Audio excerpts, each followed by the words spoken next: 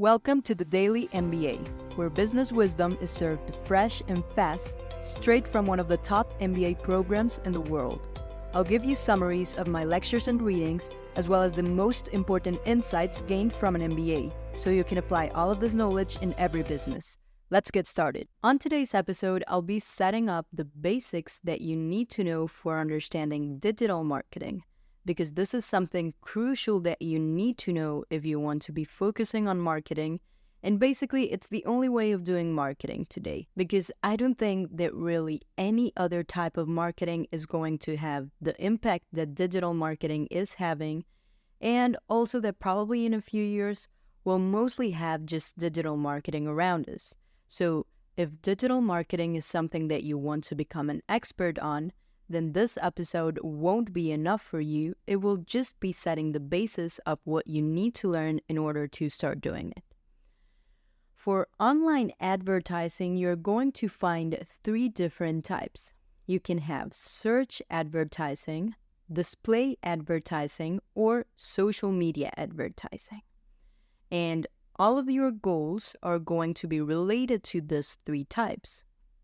Usually you may want to inform, to persuade, or to show, and this is going to be what's going to decide if you want to do search advertising, display advertising, or social media advertising. If you want to show, then display or social media are better. If you want to inform or persuade, search advertising would be a better option.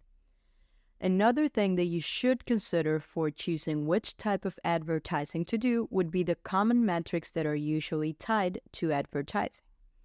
If we had to choose three metrics that are widely used would be CPC, CPM, and CPA. CPC is going to be the cost per click. CPM is going to be cost per mil, or 1,000, and then CPA is going to be cost per acquisition. So this last one is going to be very related to performance. How much did it cost to acquire a customer or to get to a sale? This one will be very tied to the performance. Then, cost per click is going to be mostly for search ads because it's going to be only immediate in benefits, looking at how many clicks you're having, not really looking at the amount of sales. And then the other type, CPM, it's going to be for displaying ads because this one is related more to brand building. You want to see cost of 1,000 people looking at that display ad. That's why it's called cost per mil. So all of this are going to be related to different types, but today I want to focus on the search ads because these are the most common type. And search ads are going to be obviously related to search engines. There's one phrase from Susan Athey that's fabulous, and it says, "A search is a statement of intent." Because this is very important. Someone that's already searching for information, either on the internet or offline, was going to be having an intent of doing something. Whenever you're searching, there's already an attitude that you want that. If I'm searching for trips to Colombia, I'm already saying I want to do this. You're not just searching for random things in Google any day, because when you are searching, you're usually saying what you want to find. So the goal as a marketer is going to be understanding how the information is sorted for this specific statements of intent.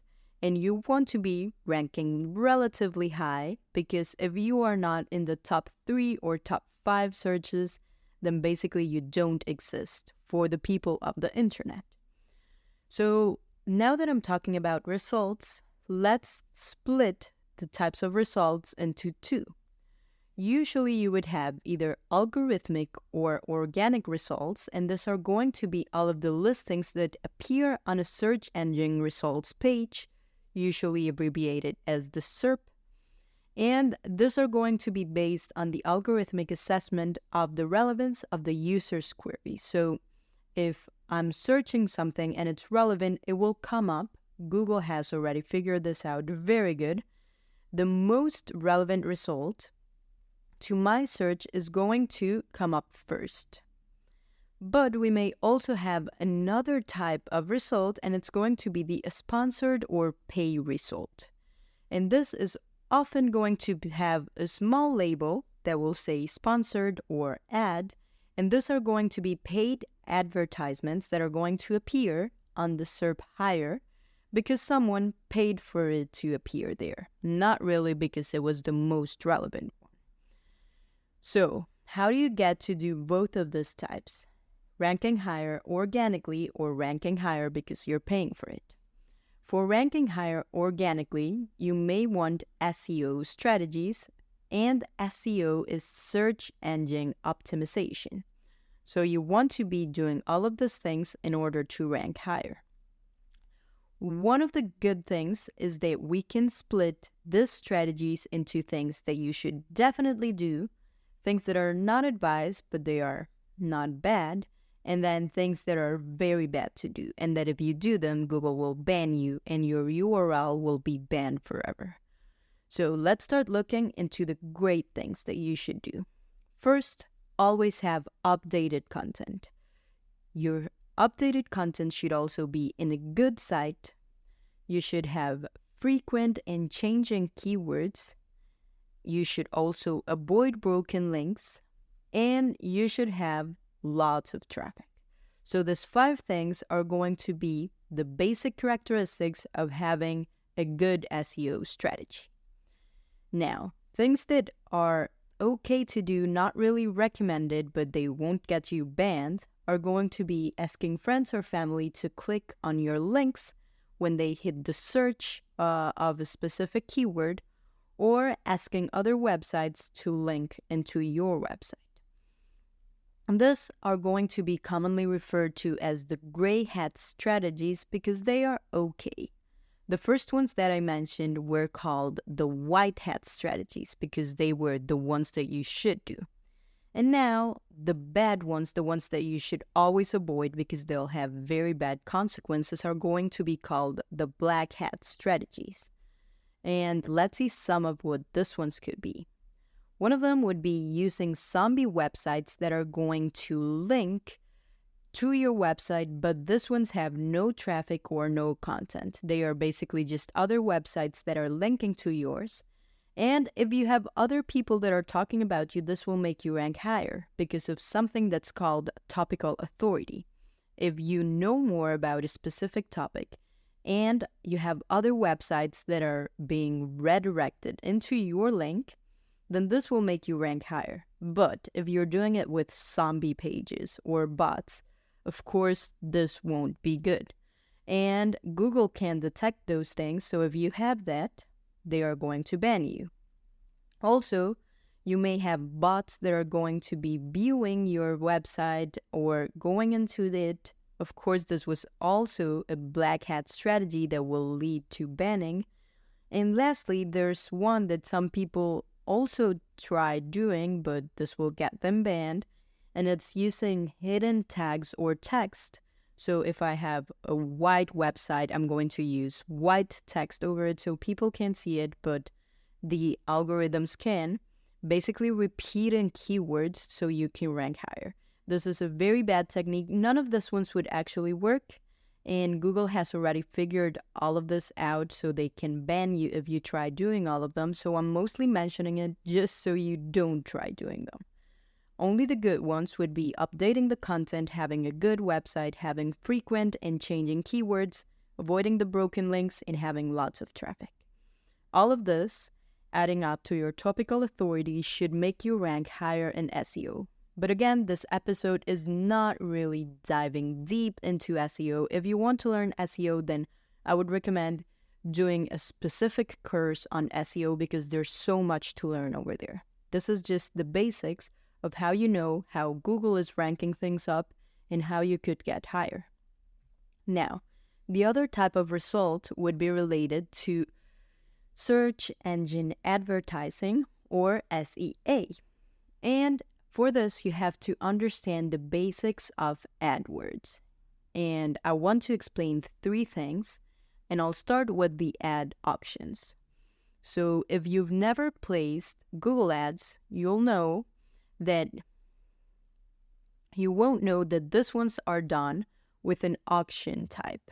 So basically, the ads are going to be through a bidding process, and the winner is going to have a generalized second price auction with a quality adjustment. So this sounds very complicated, but it means that the winner is going to pay the price that was offered by the second place.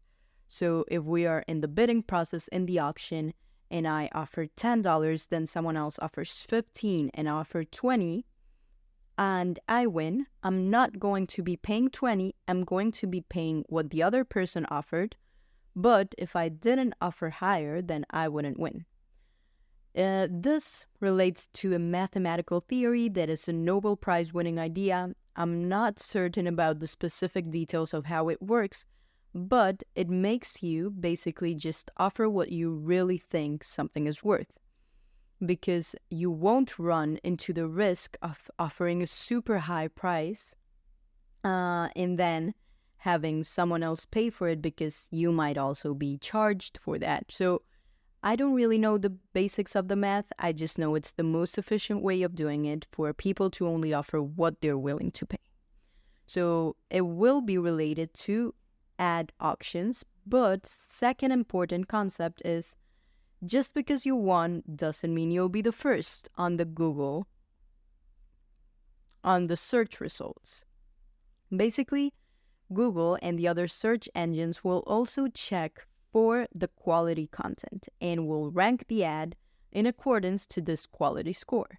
So if the winner has bad quality websites, then you won't even appear very high. You paid for it, but you'll appear in the third place or fourth place. So depending on the quality, Google will also do a search.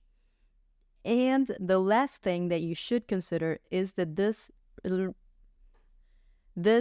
happens with a cost per click model. So usually advertisers are only paying for each click on the ad. You won't pay if someone isn't clicking on your ad. So basically what you're paying for isn't really the ad displacement, is just increasing the click probability into someone going into your website. And so all of this, it's just also, again, the very basics of how search engine advertising works. If you want to start doing search engine advertising, that I would suggest going into another more important course that's going to be explaining in detail how this works and how you should do it. But all of this, what it wants to do is just give you the basics of how digital marketing is working. And so you can start looking deeper into all of these topics that are of interest to you if you want to have higher organic results and also higher maybe paid results.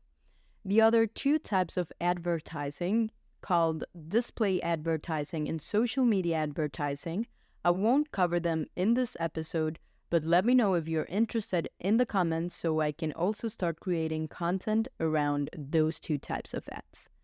Make sure to also give me a review if you're enjoying the content that I'm sharing, and I'll see you next week to close my marketing episodes with a specific consumer behavior techniques that we're going to see in how to change persons' behaviors. I'll see you next week.